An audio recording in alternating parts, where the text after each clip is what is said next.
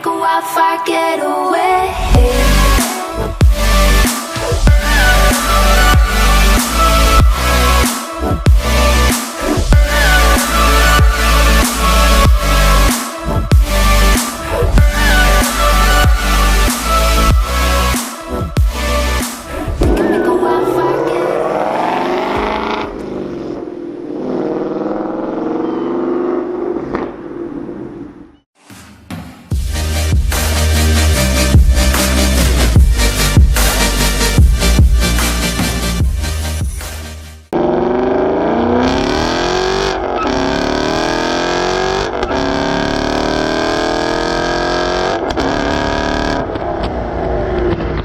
What's going on, guys? Welcome to the video. Welcome to, I guess, an update video.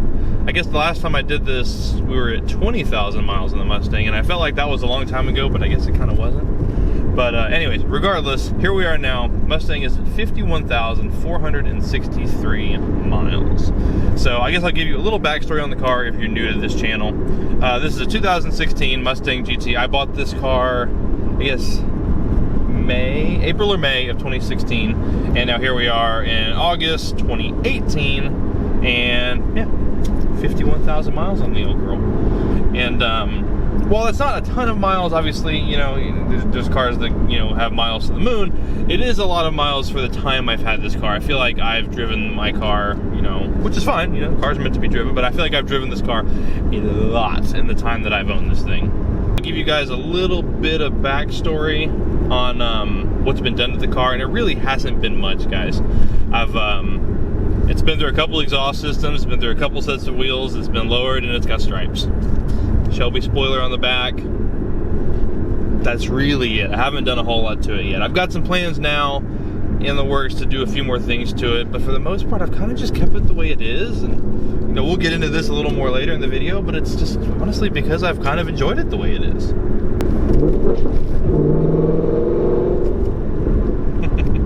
Still sounds good. In this video, give you guys a pretty accurate representation of how reliable this car is, because this car hadn't had an easy life. It's autocrossed a bunch, been down a drag strip once or twice. It's been in 2 car accidents. One wasn't my fault, one was, but it hasn't had an easy life, and it's been, you know, ridden hard, put away wet, and you know, this whole girl gets used. I mean, it's had seats folded down. It's my mountain bike car until I bought the Lexus, and you know, touted my mountain bike everywhere whenever I was trying to go ride somewhere. It's been on tons of trips to, you know, Louisiana, to Austin, to Dallas. I mean, this car has been used, you know, a lot. So if something was gonna go wrong, probably be to this car.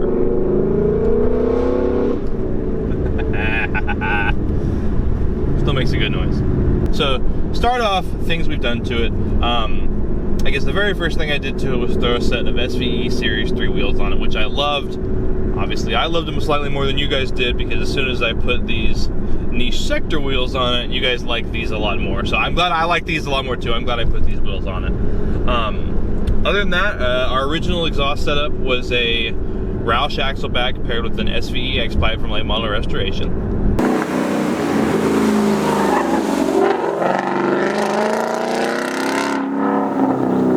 And then now our current setup is a full Corsa Extreme Cat Pack brought to you by Corsa. So Corsa, if you guys watch this video, thank you. I like my exhaust a lot more now.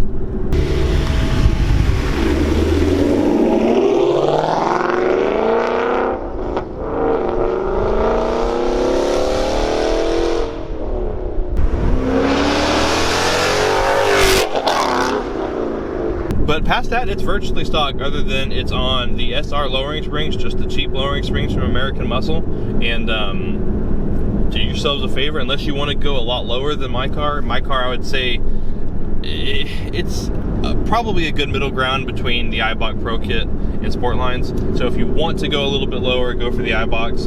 But the ride on this is amazing, and I haven't really had to do a whole lot else to it. Just keep oil in it and quit wrecking it. You know, one thing Ford's always been famous for is reliability, and I mean reliability in a negative way, because they've always had reliability issues.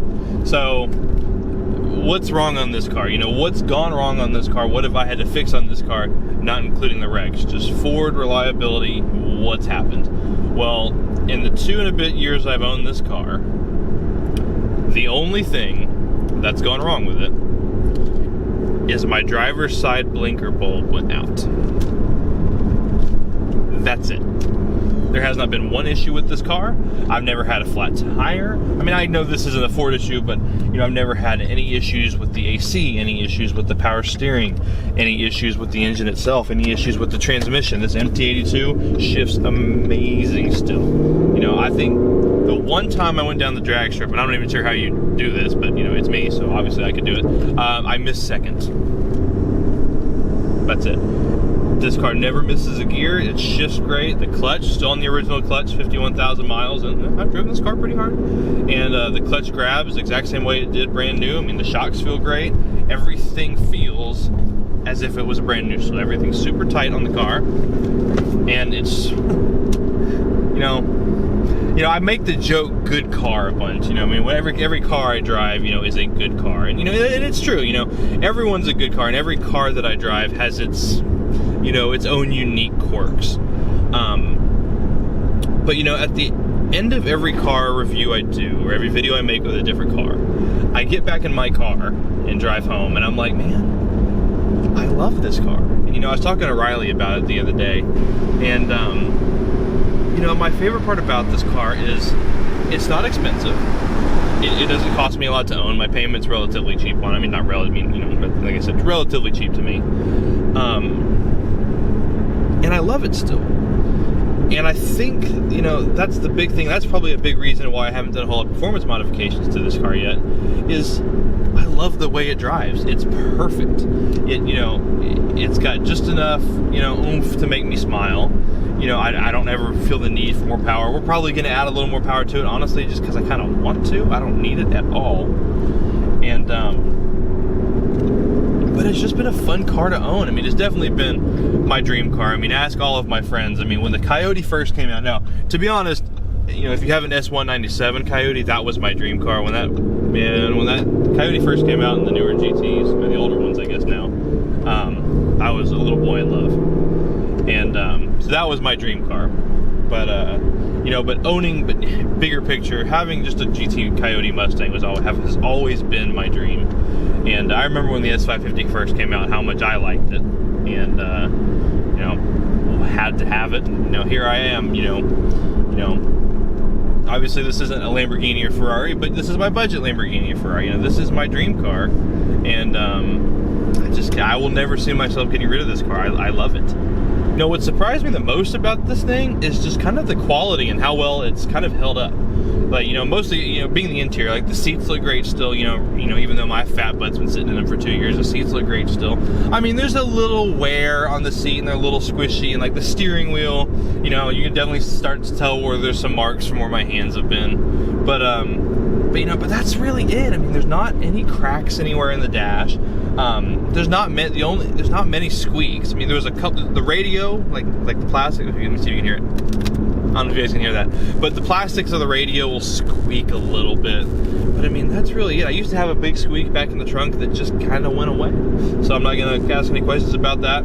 But you know, like I said, you know, obviously, as time goes on, all cars are going to improve. So naturally, this is going to be better than my 2012 or my 2003. But it's a lot better than my 2012 or 2003. It is just a lot more livable car, and everything in it just feels a lot nicer. The car feels just so well put together.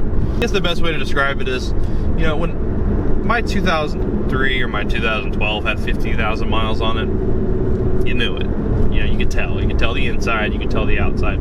This has 50,000 miles, and if I didn't tell you, you wouldn't be able to know. And I think that's just the mark of a really well-built car. Listen, makes that noise.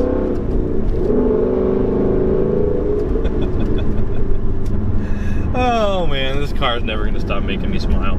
Not that I need to prove anything to you guys, but in fact, the only way you guys will believe me that this car's running good still is if I show you.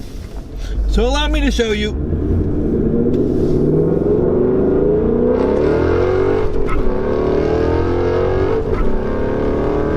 Turn.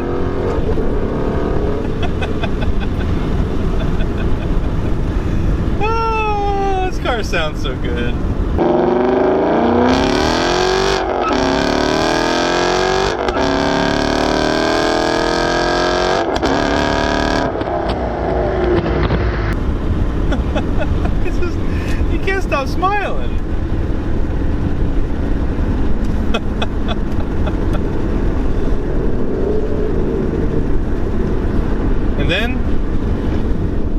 typical Corsa fashion.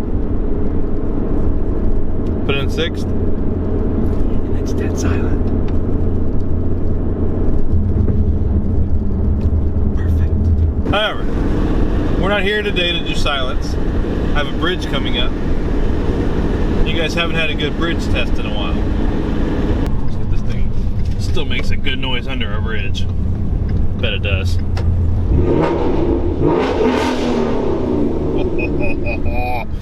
Good car. So we're just gonna do like a little, do a 35 roll, 2nd gear.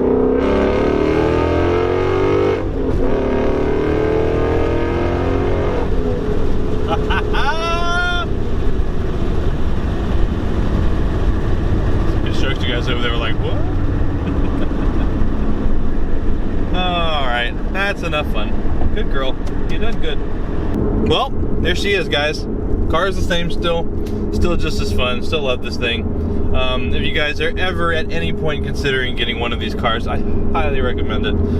It's one of those cars it's weird with Mustangs because you love to hate Mustangs, but it's just one of those cars that as soon as you drive it, and not everyone's like this, you know, I contribute this really to the S550. You know, I'm going to make a separate video talking about how I feel like the S550 is the best Mustang ever to be created. But you can't drive this car without loving it. You can't drive it without just having the biggest smile on your face. It's just one of those cars that really, in my opinion, just does everything right. And, you know, not only is it a great car, and it does a lot of great things, but it's just a great daily driver car. It lasts a long, it'll last 50,000 miles without you having to do a dadgum thing to it. Obviously, I know there's, certain cars, every car's got its own quirks, and, some cars, will blow up after the first 100 miles, and some will go forever. Hopefully this is one of those forever cars. But, at any case, it is a forever car for me. It is easily the best car I've ever owned. It's my favorite car I've ever owned, and it's the one car that no matter what happens, like I said, albeit short of Houston flooding and this car going underwater or me wrecking it again really bad, this car will never go anywhere. I love this car. It is, like I said, my favorite car I've ever owned, and I am excited for the future and what it holds for me, and what we're gonna do with this thing. We're gonna have some more fun with it, and I hope that it just keeps chugging along and keeps me having fun for years to come. So whether you guys are new or not to this channel, thank you guys so much for watching. I appreciate all you guys, and I will see you on the next video. So goodbye.